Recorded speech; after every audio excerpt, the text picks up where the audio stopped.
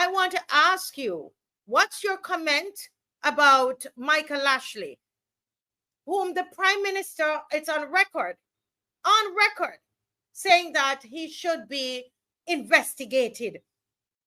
The last time I checked, they were both hugging each other.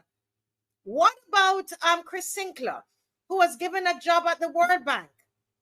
So when they come to you with this kind of nonsense, I hope from us doing Animal Farm, you know, Mr. Bob, we recognize how they treat issues and how they seek to bully people into the way we are to think. You let people know you think your own thoughts. And you could, all you have to do is to ask them about Michael Lashley, that it is on record, that she's asking for an investigation into Michael Lashley. But Michael Lashley, if you check online, you will see they're both hugging and they're laughing together. And they're, well, not just that, Mr. Bob, but they've welcomed those people. They welcome him. They welcome this, according to them, this shady character from the last administration with open arms into their party. And I'm saying tonight, persons like Mr. Ennis, who has the experience of government and dealing with issues like this, should not sit down and allow us to fall into these traps. And there are a lot of people who should be speaking at this time, and they're refusing to say anything against this government. I agree with you. So I'm waiting on you all, because what I realize, and we're going to go into Animal Farm, and Dave, you can put up David Davis there.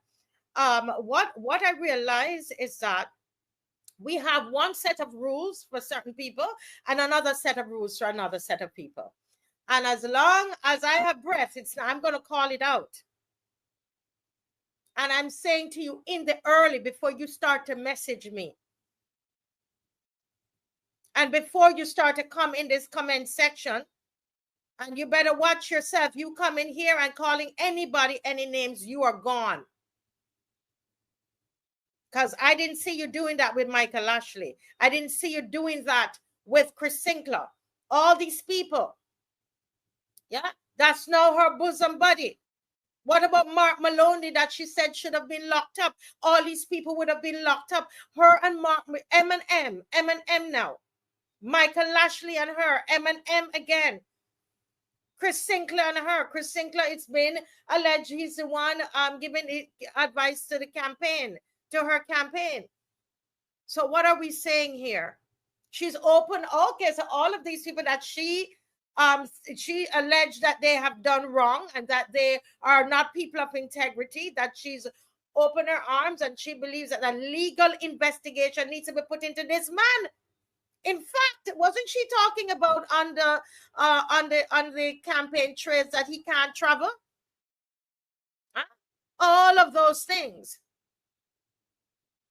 Yeah. So don't come and tell me. Don't tell me one word about Donville Innes tonight. Okay? You listen, you open your ears and listen to what he has to say to you tonight. All right? And you know, Marcia, and the reason why we find ourselves in this position is that we did not listen to the late Prime Minister Owen Alpha when he gave us a character study of this lady.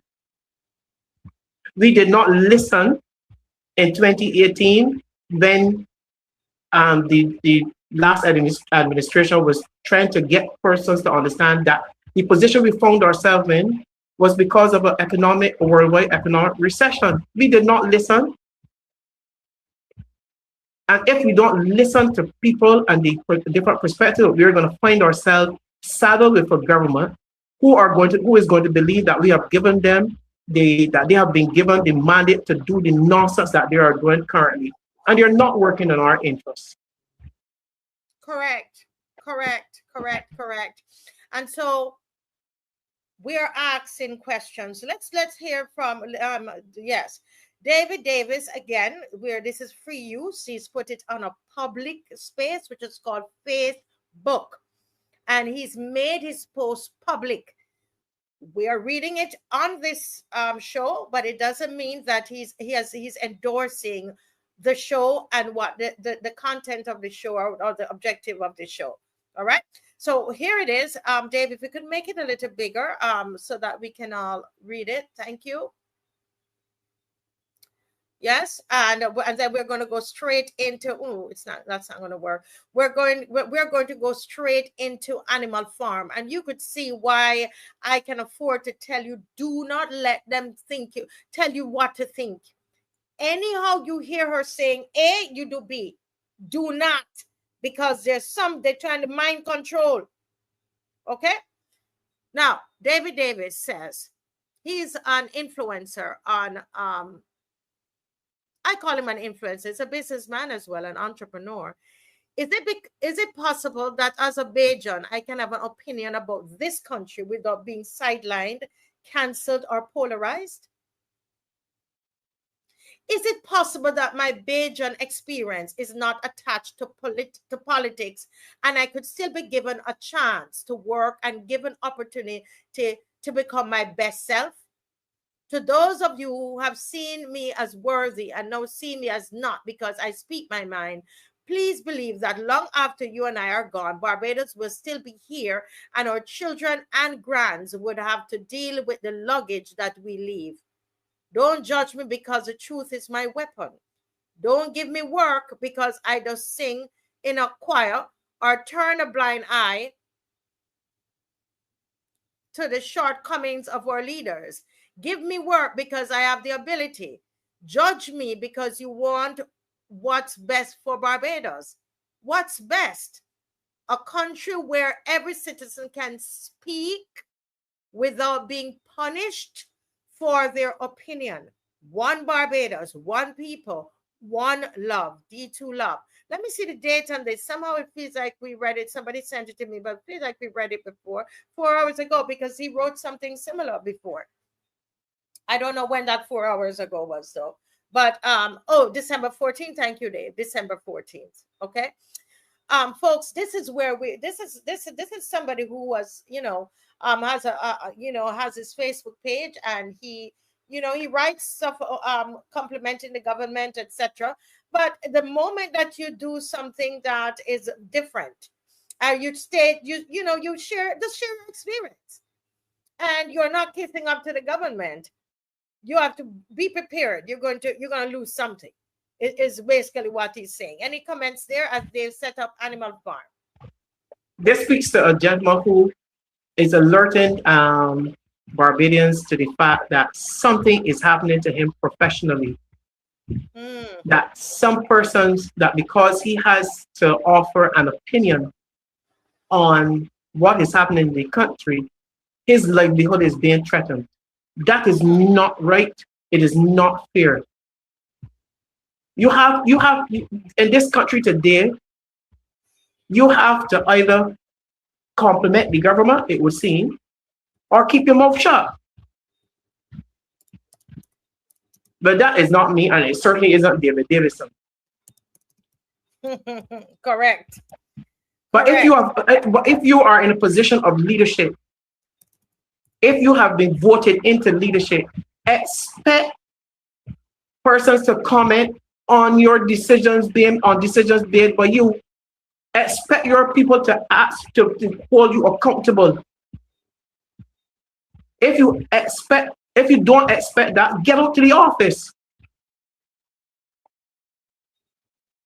So you're supposed to do as you like, because we hired you.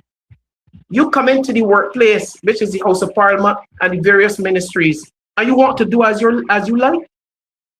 That can never happen in any private sector business. No employee can enter any business and do as they like and maintain their jobs. And somebody have to get that through Mayor Montley and the Barbados Labour Party. You cannot do as you like with our country. And then you have people out there who will encourage them. That is why this type of response to what he is saying, that he's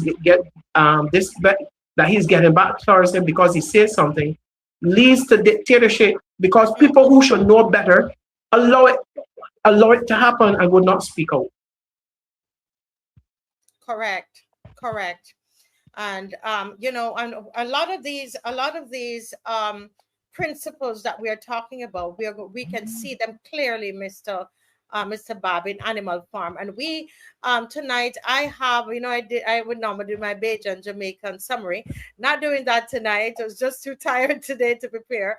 But we're going to look at a 2-minute video, and this is of chapter 3. And those of you who are not reading the chapters before we start, you're missing out. All right, we need you to read the chapters ahead of time. It took me only 13 minutes today. Go ahead, Dave. Thank you so much.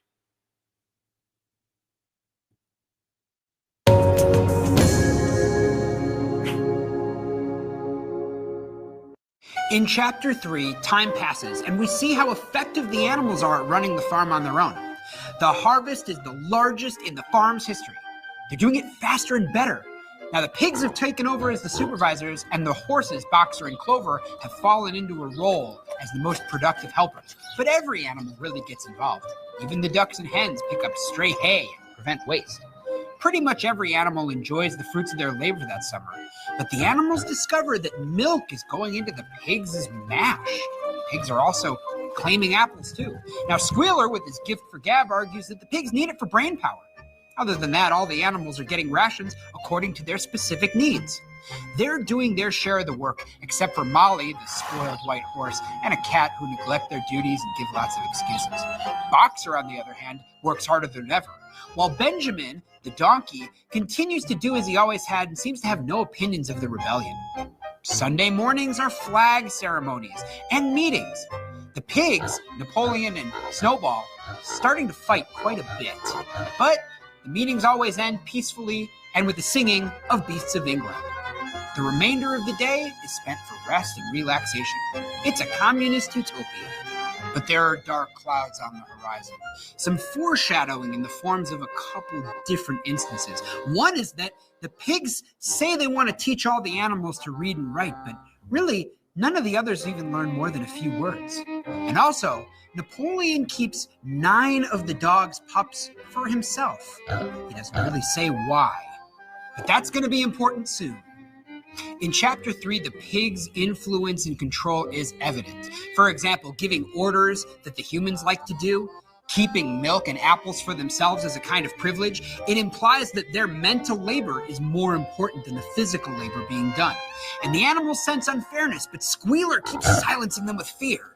Do you want Mr. Jones to come back or what? Now, keep in mind also that the animals aren't fully being educated. They're being told general gists, but the pigs continue to educate themselves, creating a totalitarian-like distance between their powerful leadership and the masses working and laboring to keep them in positions of privilege. Benjamin is an important and troubling character here too. He understands what's going on, but doesn't do anything about it.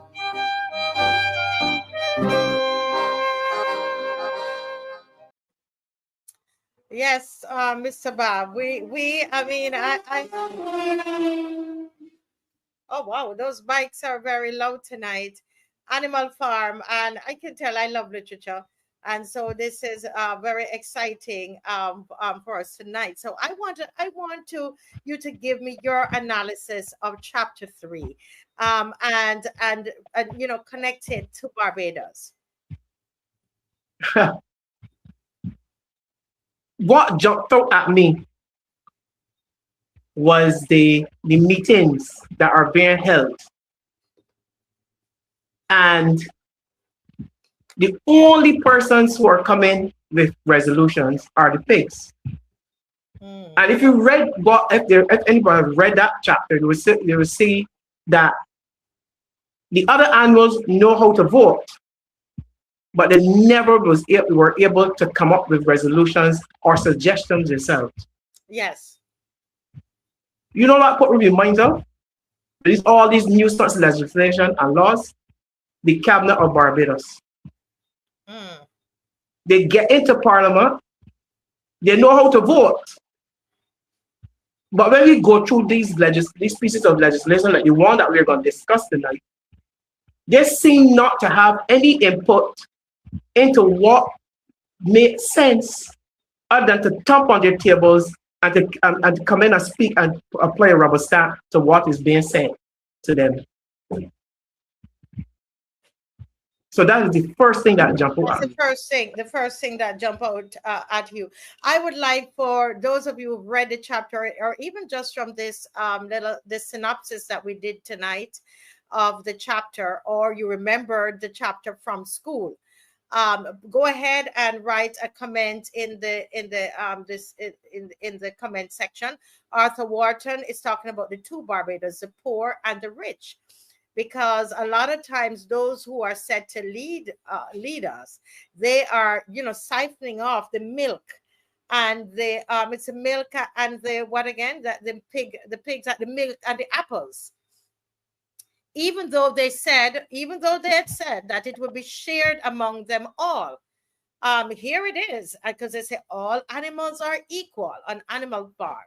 All right, but they are getting the milk and the apples, and Squealer, who is designed, Squealer's role is basically he was a communications guy, communication specialist. He's a communication specialist.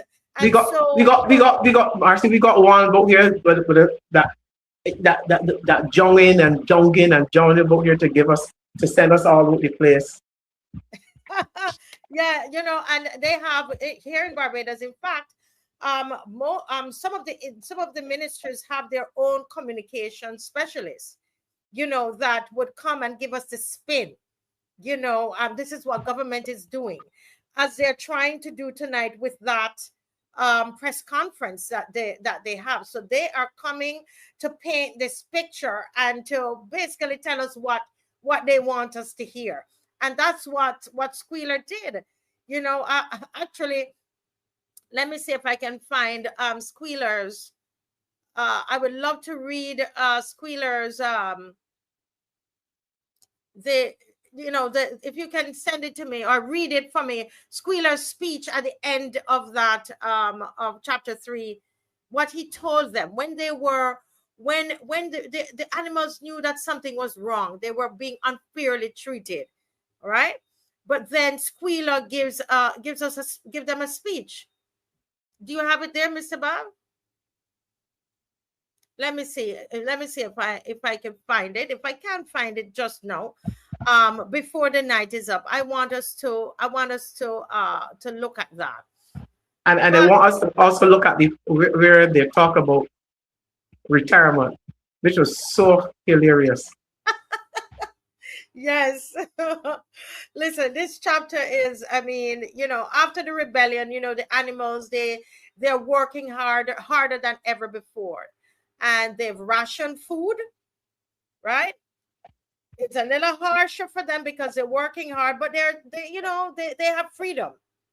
This is freedom, they're running their own animal farm. It's no longer Manor Farm, and they're excited about that. And they're working hard. And what struck me was just how there was such unity among them. They had one belief, they had their one goal. They're going to sustain themselves.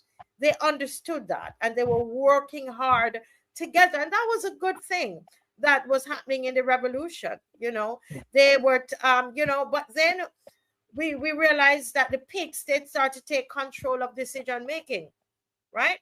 And as we said earlier, they're keeping the best food for themselves. And I don't know if you saw, Mr. Bob and viewers, where the pigs, they use statistics to prove that everyone is better off now. Yes. How to lie with statistics. How to lie with statistics. So it's almost like what's happening with the governor of the central bank. It's trying to convince us that the economy is better off now. And that's what the pigs did. They are showing the rest of the animals how better their lives is, and they begin rewriting reality basically through language. And Squealer was the one that was used to do that, right? It says we're better off than before. right? Yes, that's what we're convincing. That's what they're trying to convince us. Correct. So squealer floods the animals with numbers, statistics providing production is up. That's what they're telling us. Even though everyone feels poorer and hungrier. Don't we feel that at when we have to go to the supermarket? I was in the supermarket yesterday and preparing for the dinner, and I'm like, my goodness. It is tough.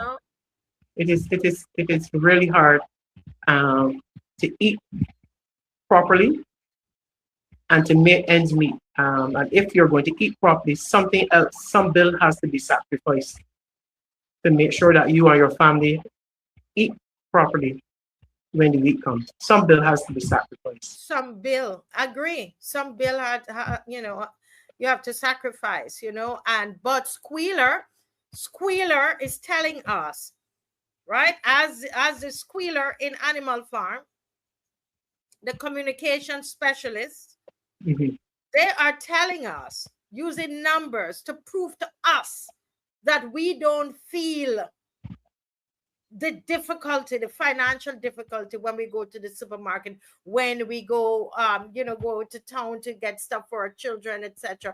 How many families can actually provide toys this Christmas for their children? But Squealer says milk production had increased. The harvest was bigger than ever. The citizens are told here the economy is growing. The debt is under control. They said, don't worry about all the borrowing. The debt is under control. The economy is growing. Confidence is high. Yeah. Yet, what are we experiencing, Mr. Bob? Rising food prices. Right. That is it. Rising every week. If you miss a product off the shelf for 1 week or for a couple of weeks, when it comes back, it is 50 cents, $1.50, $1 more expensive. I cannot understand how that is happening. It is, higher VAT, right? They said that they were supposed to remove the VAT or lower the VAT. Reduce the VAT, yes. Reduce the VAT. Back to 15%, I believe. Yes. Yeah. And then we're more taxed than any other generation or any other time in history. The last I can tell you, this is Christmas time, and today I pick up a chapter in Luke where the Cyrene governor called all of Bethlehem, the region, to all the world to be taxed. And I compare to 2018, as soon as this government got in, between 2018 and now, we were saddled with 14 plus new taxes. Right. Yeah. And we don't know where this money is going collected from, how much is collected, sewage tax, I call it the gas tax. How much is collected monthly from the resilience tax? And where is it going? But we are hearing that we are going to take up $225 million and give it away and give it out for companies, and you want to justify that? It's not making sense, and it's not making any sense. All the spin and all the press conference and everything that they are doing, because there was a press release this morning, and they're doing a press conference tonight. That's how much it matters to them. But I'm telling them, there's a revolution. There is a revolution that is coming, a revolution of thought, not of sticks and stones. But it's a revolution of thought where Barbadians are understanding exactly who they are. They're understanding their rights. They're understanding what their privileges are and what yours are. And that's what is happening. There's a revolution that is taking place, and you are worried. You're in your homes and you are worried. You're in your big rides and you're worried. You're on your big planes and you are worried. Your jets and you're flying all over the place and you are shaking in your boots because Barbadians are beginning to understand. They are beginning to understand what is going on. And I'm telling you, you should be worried because guess what? Guess what? You see this pencil here? You see this pencil here? This pencil is going to deal with you all. This one here.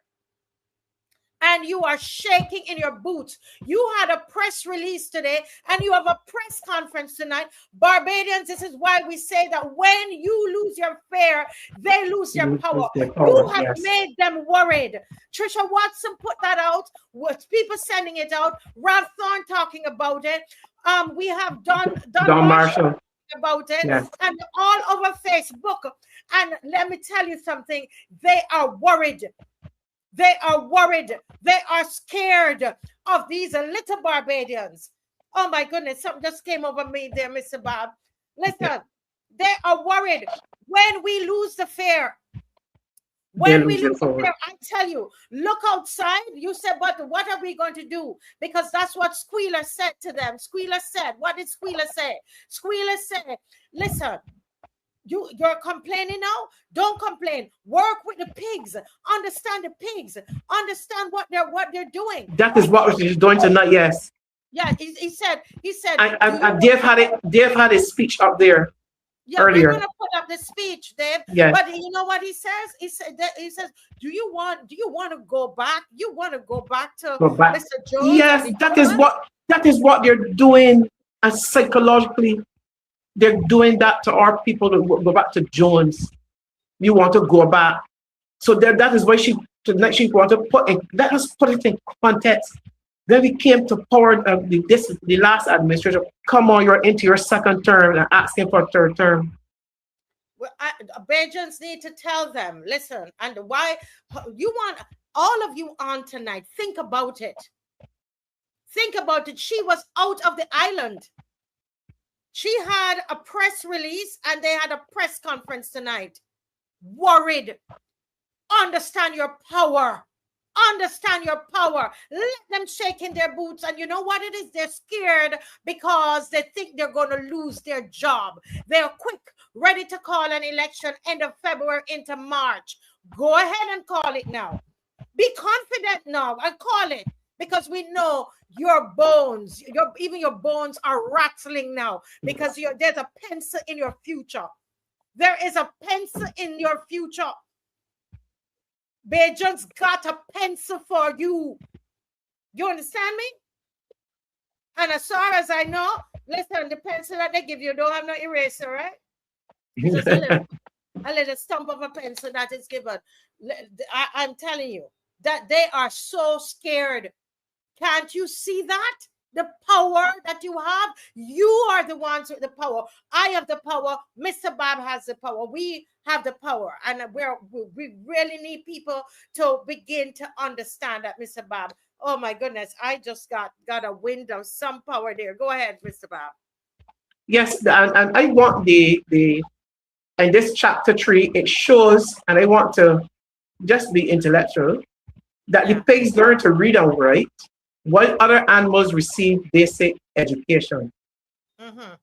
The animals are encouraged to work hard, and it brings me to the scenario where they were in control of the farm. And you know, when you work hardest when you have your own business. You have less sleep because you want to make sure, as a self-employed person, what you're doing is successful. And that is the similarity of that. Because they felt ownership, they were inclined to work hard. And we know a lot of Barbadians who are self-employed. Those persons who work Airbnbs, they sacrifice and they work hard because they want their businesses to be successful. And we watch the pigs consolidate power. Mm-hmm. And that is what is happening.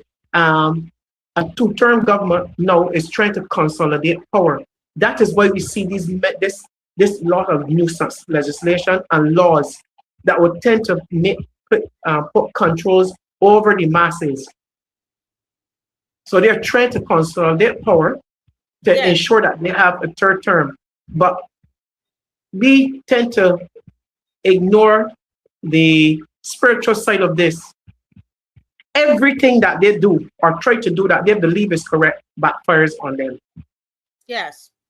That's they believe that they could have taken out the money from the consolidated fund that belonged to us and give us a stupid excuse in the House of a Parliament. Try to convince us that we're going to get jobs. And I want to ask a couple of questions. If this money is going to overseas companies, are they going to set up here? And if they're not setting up here, moving their businesses or setting up parts of the business in Barbados, are we then going to ship out? Are we going to expect that our best brains get jobs in the companies overseas? That is one of the questions I want to ask. Because if you're saying that it's going to save jobs, tell us how. Tell us how do we qualify for jobs in overseas companies? If you are investing our money. Yes. You took a risk with hopeless housing, with that housing project, over $60 million, and promised us a full investigation into it. $60 million of our hard-earned taxpayers' money. And then you're going to come and we're still waiting for the investigation. We're telling you, don't touch another cent until we get a full investigation is revealed. Not another cent.